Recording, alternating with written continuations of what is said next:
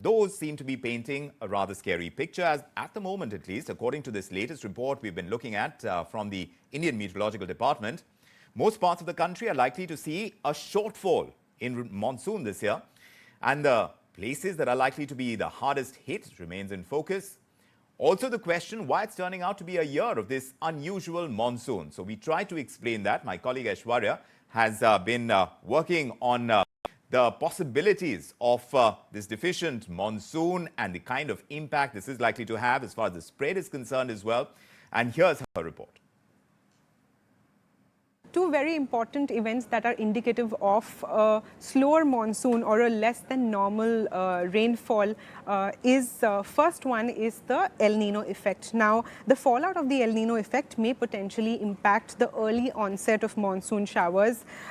This happens because this weather pattern, which develops typically during the months between June to September, there is a possibility that we witness a less than normal rainfall or a slower monsoon. And history has proved that El Nino years typically tend to have a weaker monsoon or less reliable rainfalls across the region. Second reason why we are seeing slower or less than usual rainfall is the cyclonic storm Biparjoy. Now, the impact of this treating cyclone Biparjoy has slowed down the monsoon spread across the country. The formation of the circulation of clouds over the region has reduced, which is needed for the monsoon to start early or kickstart early. So far this month, the monsoon-linked rainfall is still 37% lower compared to the average downpour that you would see as compared to previous years. Now, let's take a look at which regions are seeing a shortfall.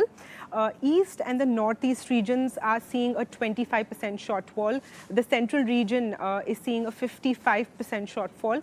And the northwest is the only region seen in the green at 13% surplus rainfalls, according to IMD. Now, the rain forecast on cyclone Biparjoy, which is moving eastwards in regions like Gujarat, Madhya Pradesh, Rajasthan, we are seeing heavy rainfall, whereas in east Rajasthan, western Madhya Pradesh and southern UP, we're seeing extremely heavy rainfalls. Now, in the next 2 to 3 days, we will see monsoon progressing over these regions, including Bihar, Jharkhand, West Bengal, as well as the southern peninsular India.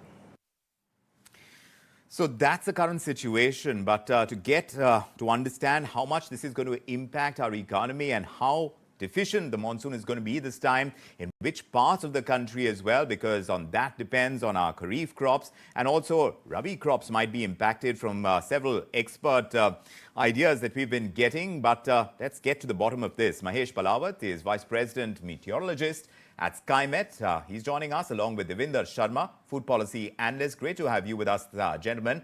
Mr. Palawat, to you first. We understand it is going to be deficient, like my colleague was pointing out as well. Yes, it is going to be patchy. It is going to be an unusual monsoon. But how much of a shortfall do you reckon it's actually going to be? If you can share the prediction as it stands today with, of course, a margin of error that you perceive. See, Vikram, we have already predicted monsoon to be 94% of long period average. So that is below normal, and 96 to 104% is considered as the normal monsoon. And we have seen the monsoon dipping up to 55% as on June 13. But now, as the cyclone Biparjoy have given heavy to very heavy downpour over Gujarat and Rajasthan, and now it is extending up to western parts of Madhya Pradesh. So it has improved. The statistics have improved, and now it is 37% or 33% below normal. But now the next 10 days seems to be very promising in terms of progress of monsoon as well as rainfall over entire country. Because the cyclone Biparjoy, it was restricting the flow of southwesterly winds over South Peninsula and further over eastern parts of the country. And now the cyclone Biparjoy has degenerated into a depression, and now it will be a low pressure area over northwest, or you can say northwest Madhya Pradesh and southwest Uttar Pradesh. So it will pull the monsoon currents from East India, from Bay of Bengal, and monsoon will progress over Jharkhand, West Bengal, Bihar, and parts of Orissa in next 2 days. and thereafter, and monsoon rains will also intensify over southern parts of peninsula like Tamil Nadu, Kerala, Karnataka, and South Andhra Pradesh, as well as over Telangana. And by 24th or 25th, the monsoon will progress up to Chhattisgarh, Madhya Pradesh, and parts of Uttar Pradesh. And by 28th, most of the country will experience the monsoon rain, except western parts of Rajasthan and Gujarat. So next 10 days seems to be very promising, and first week of July will also see sufficient rainfall. So the deficiency which is as of now will be covered to some extent. But as the El Nino is there, and we have seen historically that whenever the El Nino, during El Nino years, the monsoon rain are less than normal or deficient.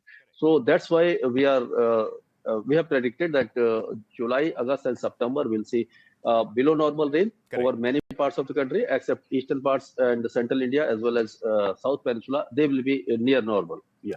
So while you're sounding hopeful, there is also the deficiency that may hit us. Mr. Sharma, how much of this is likely to hit us economically? Food security, such an important feature for our economy, our farm output so largely dependent on a good monsoon. So if you're not going to have that good monsoon, what is the fallout you imagine this time? What do we need to brace ourselves for in light of this possibility of a deficient monsoon? Well, there is a cause for worry, and it is quite evident because already globally, if you look at it, the rice, stocks there is a shortfall, which is very clear, and it is because of India's reluctance to export rice the way they used to do earlier. And this is because the government of India is being overcautious, considering that the El Nino might strike this year, and that would mean that the paddy crop would be badly hit. And this, of course, is the biggest worry. Already we have seen the delayed monsoon. The shortfall in the sowing of paddy, oil seeds, and pulses is quite significant. And in the days to come, we expect by the end of this month, the sowing should pick up. But if the sowings pick up and then subsequently, as the indications are, there might be a delay in July, or there might be a shortfall in July and August, that would hit the production. And agriculture, as you know, is the mainstay of the Indian economy. And if anything goes wrong with agriculture, the entire spectrum of economy is affected. So I think we will have to, wait and watch. I think that the government has taken the right step. They have asked the state governments to prepare the contingency plans. That is what was required. One has been saying this for quite long, that we need to really put the contingency plans into action. When I say action, I mean we should be ready, if anything happens as far as the monsoon shortfall is concerned. Regarding what you are saying about the Indian economy, I think let's be very clear, agriculture had performed exceptionally well in the last 3-4 years, and there has been a positive growth rate while the entire economy was dwindling at one time, if you remember the pandemic years. And that kind of a position can be sustained only if we have a normal rainfall this particular Kharif season. Correct. So, Mr. Palawat, since you mentioned El Nino, and our food policy analyst, Mr. Sharma, is also talking about the impact of El Nino at this point in time. How differently is it likely to play out this time compared to other times in the past, this El Nino effect, as far as spread is concerned, in terms of the quality of the monsoon, the amount of monsoon as well? So, Vikram, we have seen since last 7 to 8 years, the monsoon is erratic, and geographical distribution is also not uniform. And this is due to climate change and global warming. Air temperatures are rising. That's why the patchy rain is more often we have seen. The extreme weather events are increasing.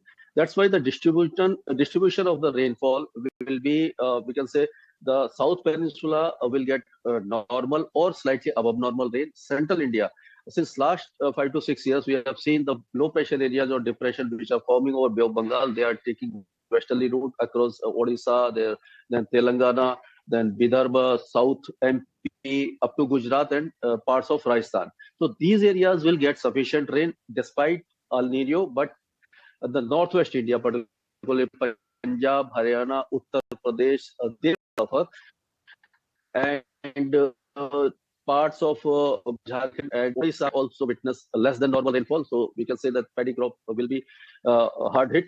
And Northeast India, already there, that region is also receiving very decent rainfall since last many days, and now also we expect that rainfall will continue.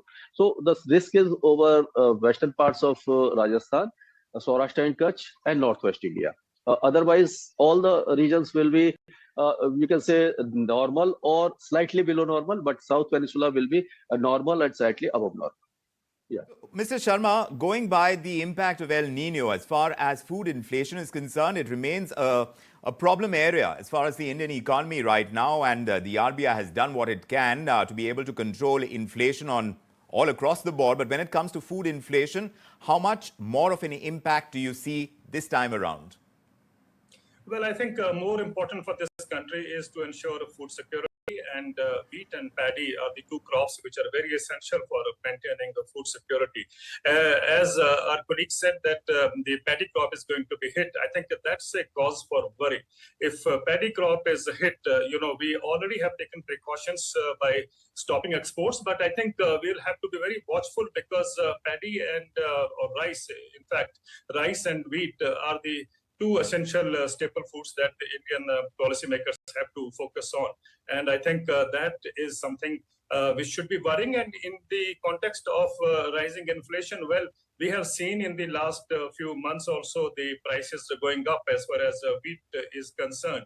And of course, we will see if the paddy crop is hit, there obviously is going to be inflation, especially concerning paddy and also the other kharif crops that are going to be impacted this particular year, if at all El Nino strikes the way it is expected to. But more than inflation, I've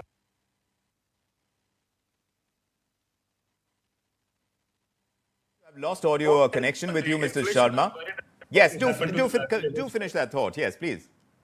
What will happen to the livelihoods of farmers? Because we always talk about inflation, but we forget the biggest impact is going to be on the livelihoods of farmers. So we have to come up with plans to ensure that there is adequate preparation to see that the farmers don't, suffer a serious hit on their livelihoods. And as we already know, agriculture, the farm incomes are at the bottom of the pyramid, and therefore there is a need to really focus on what will happen to the farming community, which is going to be hit by such a large impact of the deficiency in monsoons. Importance of contingency plans is something that Mr. Sharma is laying stress on, and those need to kick in, and we have to ensure that as far as food security is concerned, that remains high on our agenda. Because the impact of El Nino seems to be upon us from everything that Mr. Palawat is pointing out as well. But thanks indeed, gentlemen, for lending perspective on the possibility of a deficient monsoon this time around as we continue to track its progress across the country. Many thanks for joining us tonight.